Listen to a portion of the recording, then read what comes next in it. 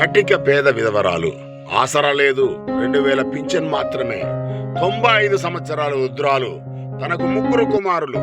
Warangal Venkatrama theatre వద్ద ఆ వృద్ధురాలు 5 సంవత్సరాల నుండి మంచానికే పరిమితమైంది.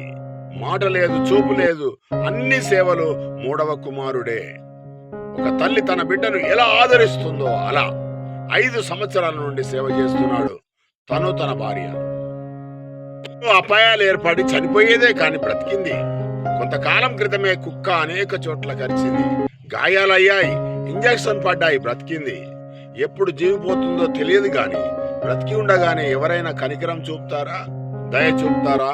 ఆ వృద్ధురాలికి చేయుతనిస్తారా? ఆ 3వ కుమారుడైన బాలుకి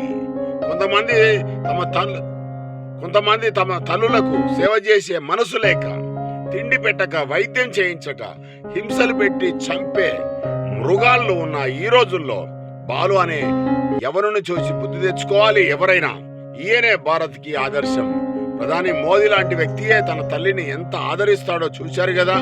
తల్లి పోతే తల్లి రాదు. బ్రతికి ఉండగానే సేవ చేయండి. చనిపోయిన తర్వాత గొర్రెలు మేకలు కోసి బిర్యానీ పెడితే తల్లి ఆత్మ సంతోషంగా ఉంటుందా సోదరా? బ్రతికి ఉండగానే తల్లి రుణం తీర్చుకో, ప్రతిఫలం దేవుడిస్తాడు తప్పనిసరిగా. ఇప్పుడు ఎన్ని సంవత్సరాల నుంచి మూలకపడ్డది తమ్ముడు?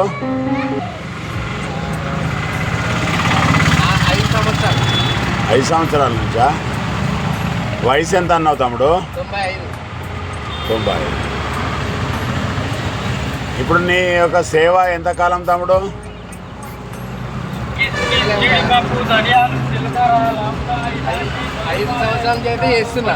5 సంవత్సరాలు నువ్వే చేస్తున్నావా? ఇప్పుడు మీరు 3 అన్నదమ్ములు కదా?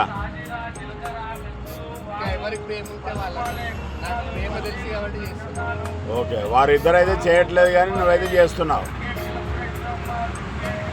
ఓకే, ఎంతమంది తమ్ముడు నీకు పిల్లలు లేరా? ఇక నీకు తల్లే బిడ్డ అయిపోయింది. ఓకే, థ్యాంక్ యూ తమ్ముడు. దేవుడు నిన్ను దీవించును గాక.